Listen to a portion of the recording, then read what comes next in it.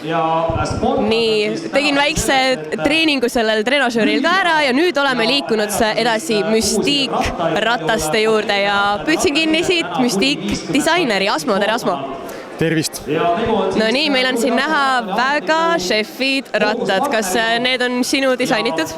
Kõigepealt ma tänan sind lahke sõna eest ja tõepoolest need on minu disainitud ja ma ei disaini mitte ainult rattaid, vaid Mystique on nii-öelda üks elustiili kaubamärk, mille üks osa, mida ma teen, siis on jalgrattad.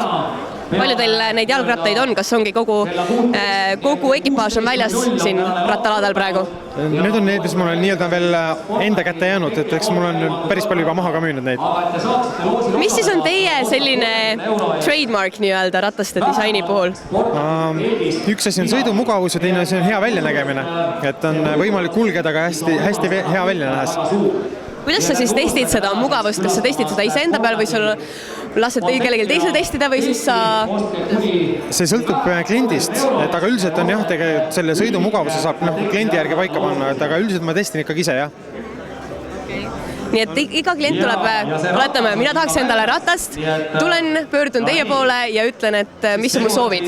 Siis arutame, milline seda välja võiks näha, ma pakun ise, kuulan sinu ootused ära, pakun ise mingid lahendused välja ja üldiselt see on valmiv koostöös kliendiga.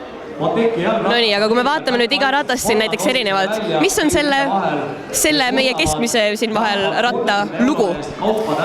Eks seal ongi, iga rattaga on oma lugu, aga ütleme nii, et ma loon seda ratast nii, et ta on hea peab olema ka välja näha nagu hästi lähedalt vaadates, et mitte ainult kaugelt, et asi on detailides, kõik on detailides. No näiteks selle ratta detailidest siis rääkides?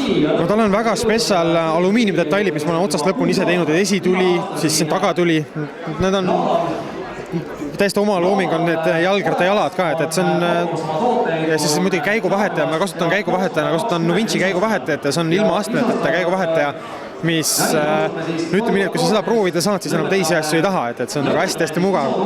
Nagu automaatikaga vahetaja põhimõtteliselt peaaegu. Ja kaua siis võtab ühe ratta tegemine täiesti algusetappidest kuni lõpuni välja? Kaua see aega võtab? No sõltub põhjalikkusest, aga umbes pool aastat. Okei.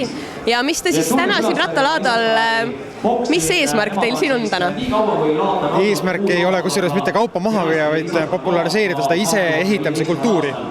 Aga ega mul selle vastu ka ei ole, kui keegi mingi ratta tahaks ära osta, et jah, üldiselt valdavalt ikkagi elustiili populariseerimine.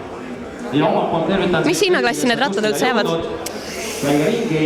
Ma hea meelega ei vastaks sellele, aga need on kallimapoolsed.